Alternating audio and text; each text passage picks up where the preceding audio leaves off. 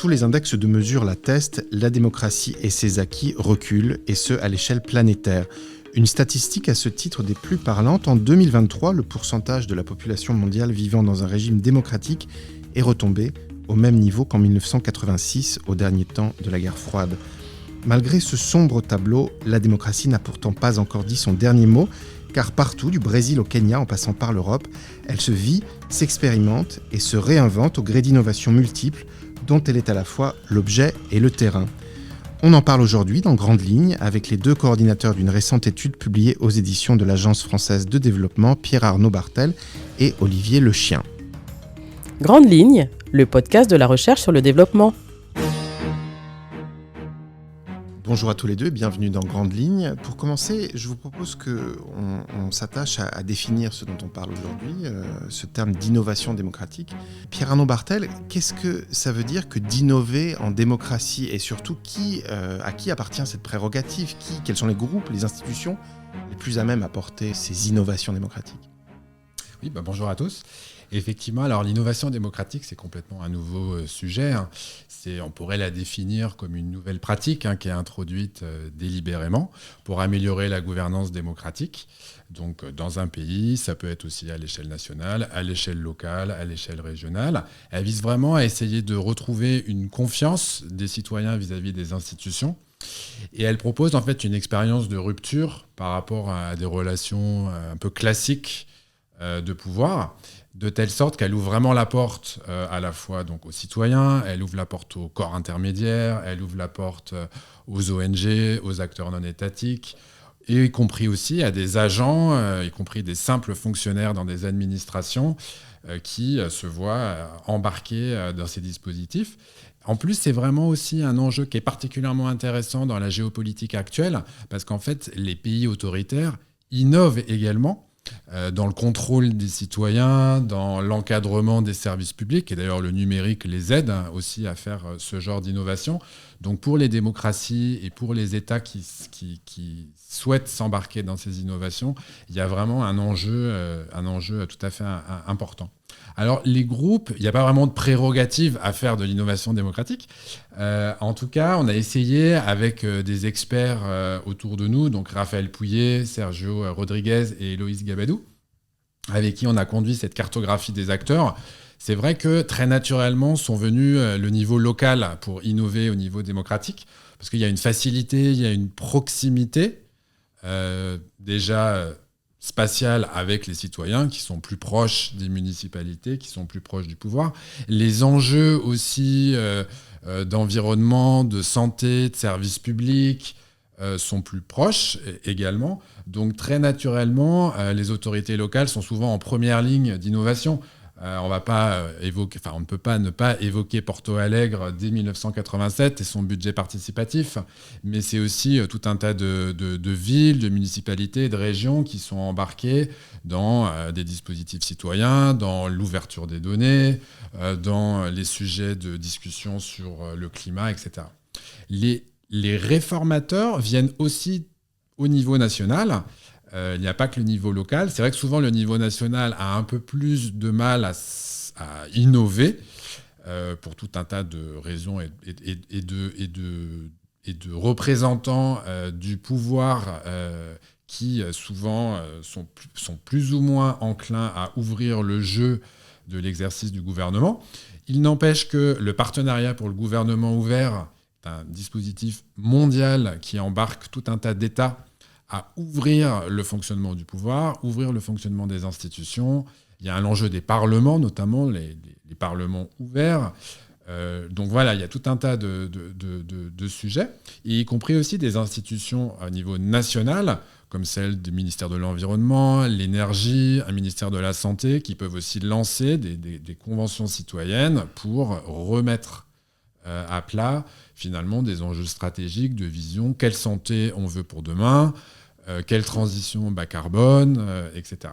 Et puis, tout naturellement, on a aussi tous les collectifs non étatiques qui sont très porteurs d'innovation. Alors là, je vais faire vite, mais on a les diasporas, on a même les partis politiques qui peuvent être assez innovants. On va avoir les communautés de la tech qui portent des civic tech, justement, des plateformes qui visent à faire des approches beaucoup plus directes de dialogue et de aussi crowdsourcing, mais aussi d'interpellation, etc. On va avoir les jeunesses, et dans beaucoup de pays en développement, les jeunesses sont démographiquement donc un atout pour beaucoup de pays. On va avoir aussi des entreprises qui sont pas du tout hors du jeu de l'innovation. Au sein même des entreprises, l'ouverture et le partage d'un certain nombre de décisions sont un enjeu de fond.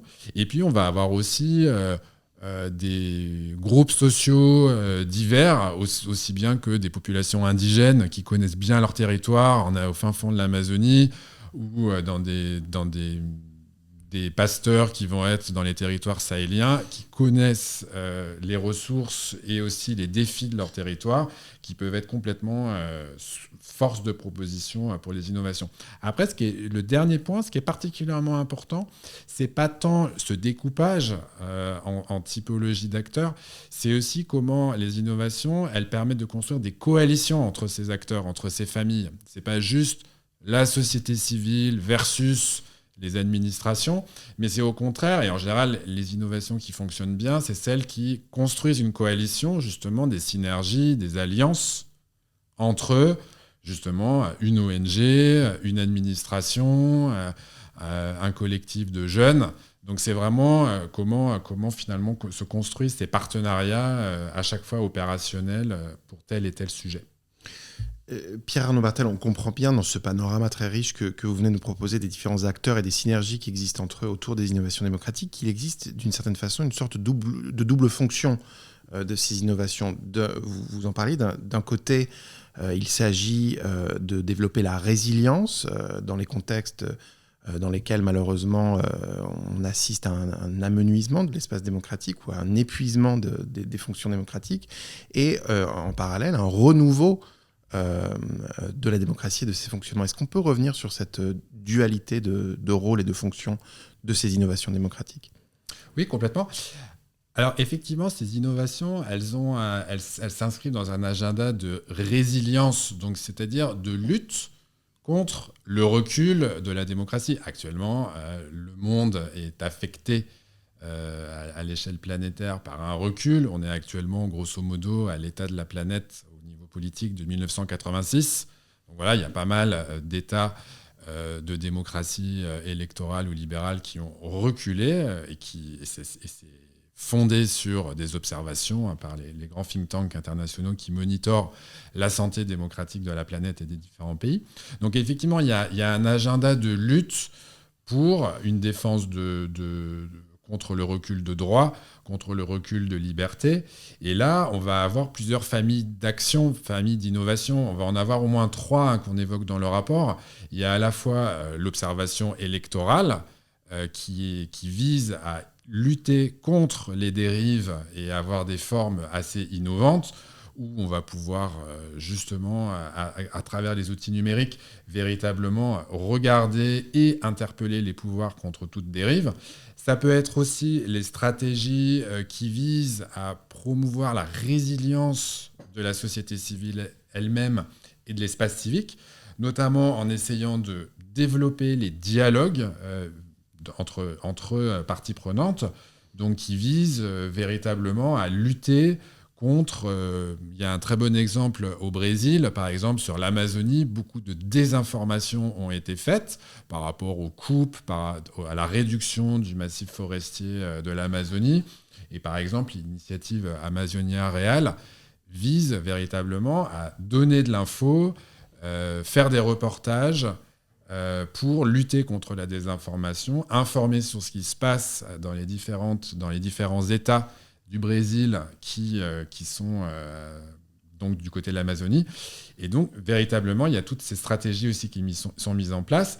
Et la troisième famille, c'est justement celle de la lutte pour garder les droits numériques et un Internet non discriminant. Et là où on va avoir aussi tout un tas d'initiatives de lutte pour le cyberféminisme, pour un Internet non discriminant, pour un Internet, y compris aussi décolonialisé. Voilà, donc on va avoir toutes ces familles. Le deuxième pan, effectivement, c'est le renouveau démocratique. Alors, le renouveau, c'est pour essayer d'enrichir les formes de pouvoir démocratique, puisqu'on a les formes classiques de la démocratie représentative. Et l'idée du rapport, c'est de dire que enrichir ces formes classiques qui ont aussi certaines limites d'éloignement par rapport aux citoyens, et puis parfois de captation finalement du pouvoir, y compris par des élites qui vont être électoralement qu'elles sortent des urnes. Mais donc du coup, le renouveau démocratique, c'est proposer d'autres formes que la démocratie électorale. Et particulièrement, ici, dans le rapport, on évoque deux familles. Il y a la famille de la gouvernance ouverte. Donc c'est véritablement repenser la manière, par exemple, d'écrire les lois. Par exemple, au lieu d'avoir des lois qui sont pensées au sein des commissions d'experts et des parlements, on va avoir du crowd lawing, où par exemple, Lab Hacker, au Brésil d'ailleurs toujours, fait un Wikilegis, fait une intervention des citoyens ou des collectifs dans les audiences publiques d'élaboration et de discussion des lois.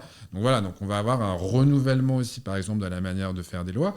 Et puis également, toutes ces formes de renouveau démocratique citoyen, de participation citoyenne, on va avoir donc une palette d'outils assez intéressante. Ça peut être les panels citoyens, on va tirer au sort des citoyens pour être dans des jurys, pour être dans des ateliers de co-design d'infrastructures de santé, d'équipements, dans le transport. Donc vraiment, ça peut être dans plein de secteurs et d'objectifs de développement durable.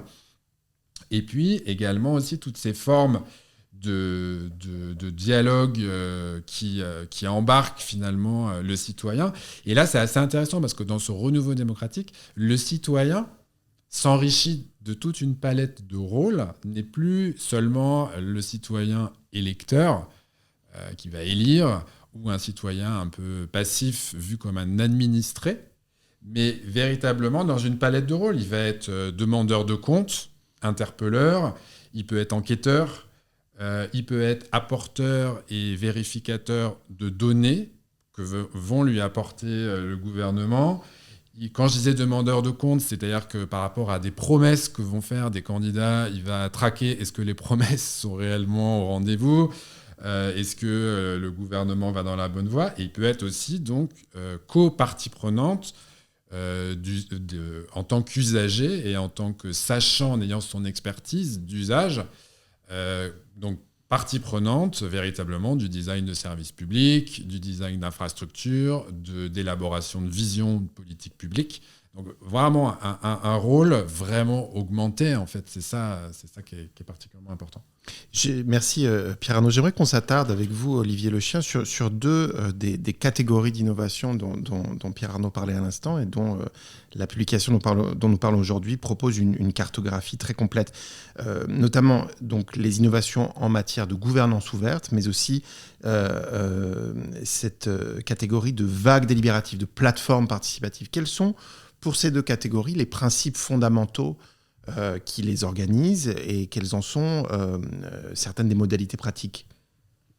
Merci. Oui, alors sur la gouvernance ouverte, Pierre Arnaud en a déjà touché un mot. L'idée, c'est de permettre à la société civile et aux citoyens de participer plus directement à la conception des politiques publiques. C'est aussi pour contrer la lassitude de finalement s'exprimer tous les 5 ans quand on vote aux élections et what after, quoi.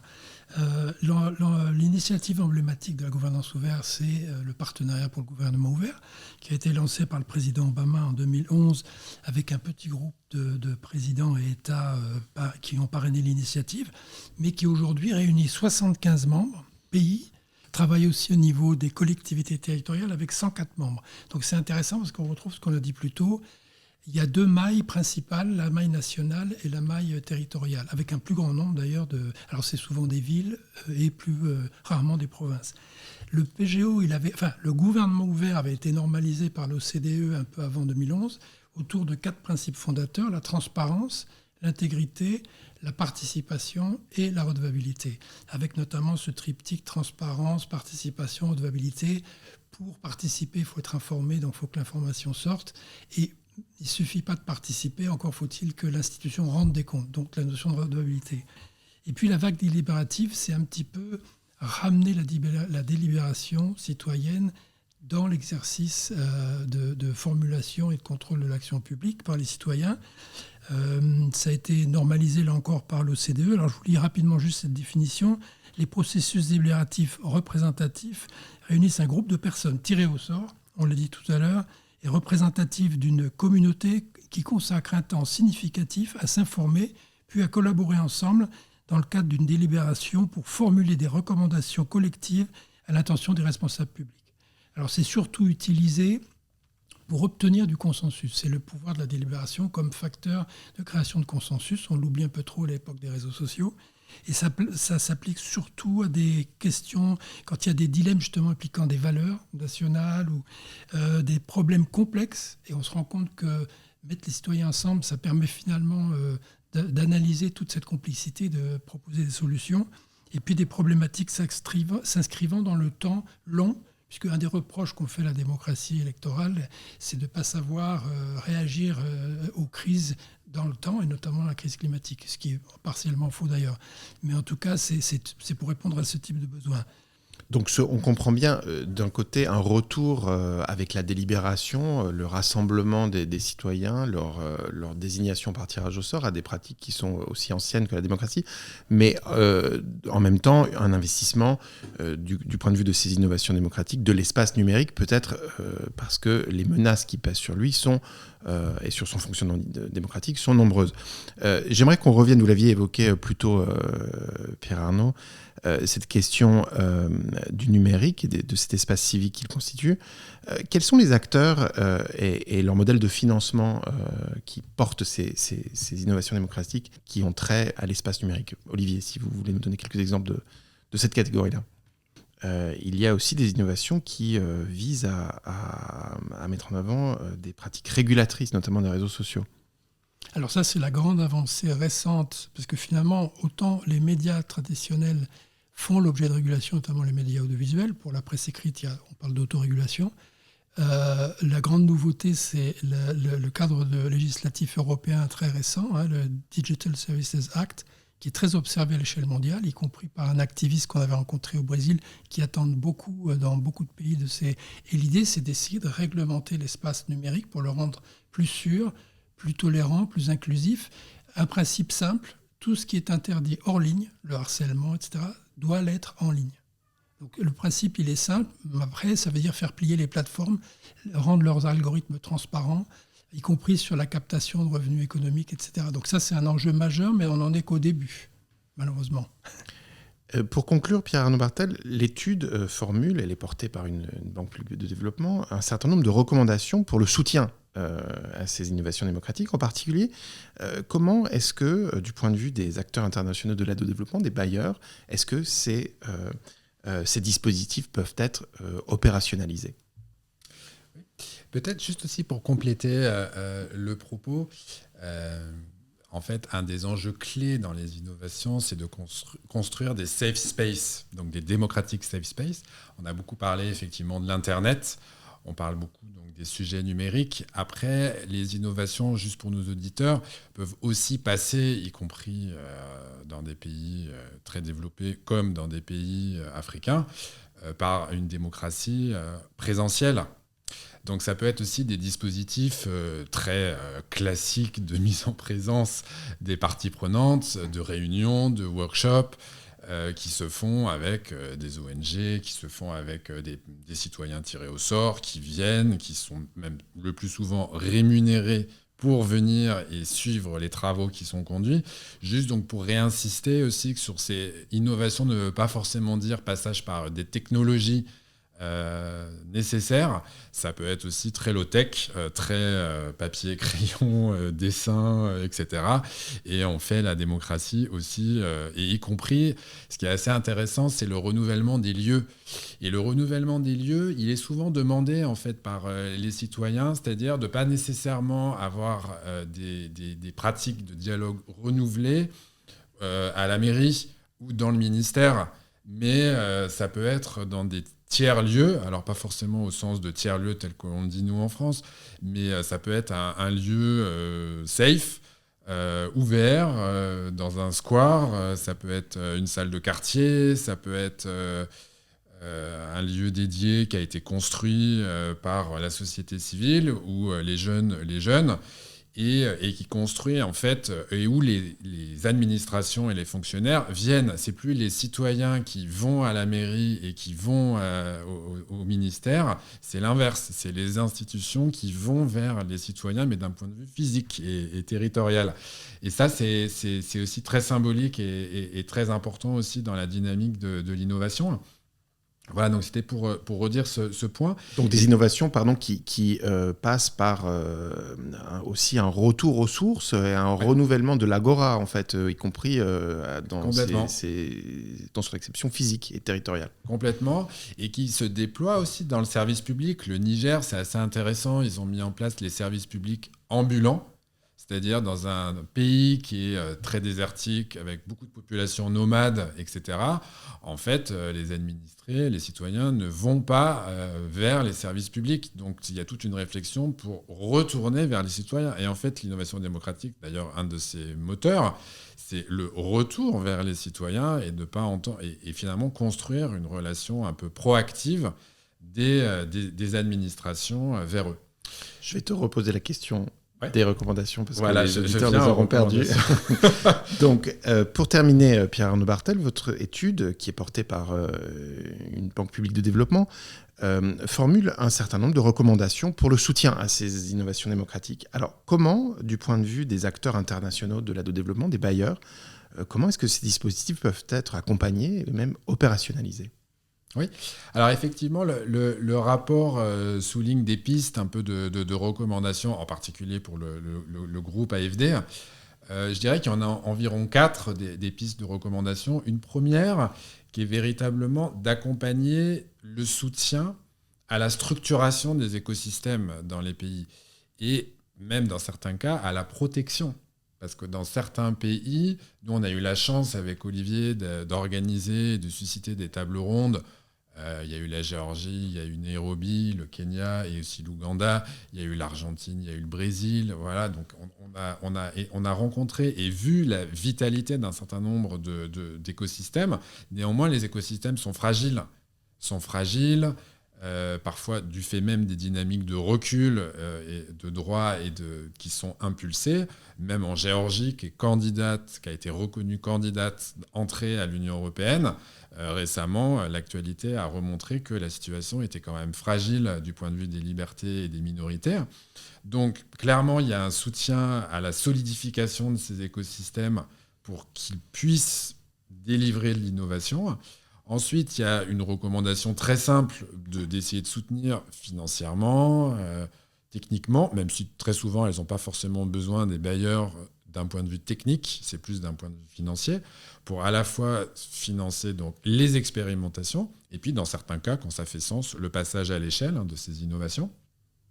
Troisième élément de recommandation, c'est aussi de soutenir la mise en place de communautés un peu apprenantes. Ce secteur, entre guillemets, même si ce n'est pas vraiment un secteur, mais ce nouveau terrain de jeu de l'innovation démocratique, finalement, a un enjeu aussi de constituer des communautés qui apprennent. Voilà, qu'est-ce que ça donne comme impact ? Est-ce que c'est epsilonesque ? Est-ce que ça permet vraiment d'impulser une dynamique de changement ?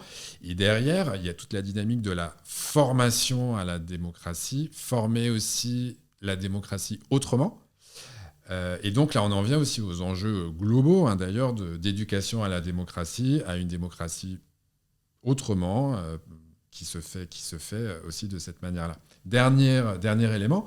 Après, pour l'AFD, clairement, ça nous semble tout à fait important, et dans la mesure où aussi un nouvel axe stratégique apparaît sur le sujet de la démocratie, c'est d'articuler aussi ces écosystèmes aux opérations que finance classiquement l'AFD.